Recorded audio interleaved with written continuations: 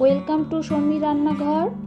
আজকে আমি বানাতে চলেছি একটু অন্যরকম পাহাড়ি কোয়াশের তরকারি।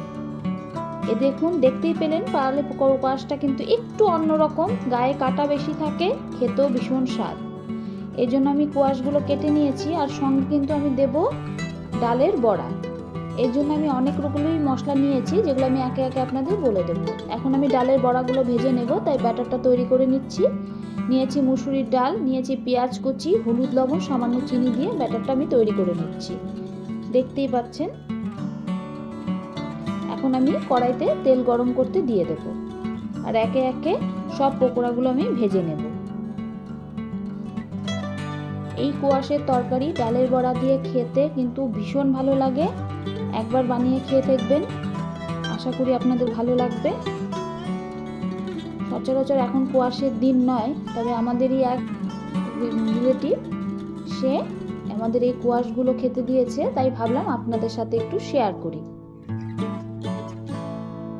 তার বাড়ি কিন্তু দার্জিলিংয়ে। এখন আমার পকোড়াগুলো ভাজা হয়ে যাচ্ছে, দেখতেই পাচ্ছেন লাল লাল করে আমি ভেজে নিয়েছি। এক এক করে আমি এইভাবে সবগুলোই ভেজে নেব।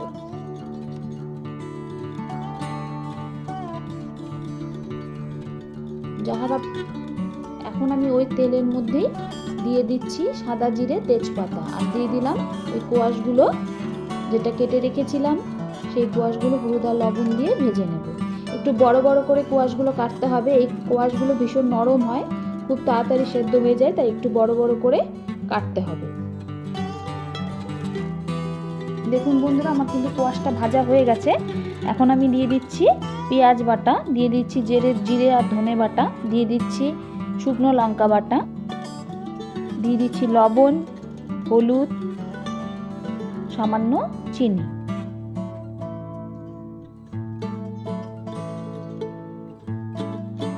দেখুন বন্ধুরা, আমি সামান্য জলও অ্যাড করে দিলাম যাতে মশলাটা পুড়ে না যায়। এখন আমি খুব সুন্দরভাবে কোয়াশের সাথে মশলাগুলোকে কষিয়ে নেব। সঙ্গে দিয়ে দিব পকোড়াগুলো, তাহলে পকোড়াগুলোর ভেতরেও মশলাটা ভালো মতন প্রবেশ করে যাবে। দেখুন বন্ধুরা, আমার কষানো হয়ে গেছে। এখন আমি এর মধ্যে জল অ্যাড করে দিলাম। কোয়াশের তরকারিতে খুব একটা বেশি মশলা লাগে না বন্ধুরা, খুব অল্প মশলাতে এটা তৈরি হয়ে যায়। ভীষণ হেলদি একটা সবজি, শরীরে জলের অভাবটাও পূরণ করে,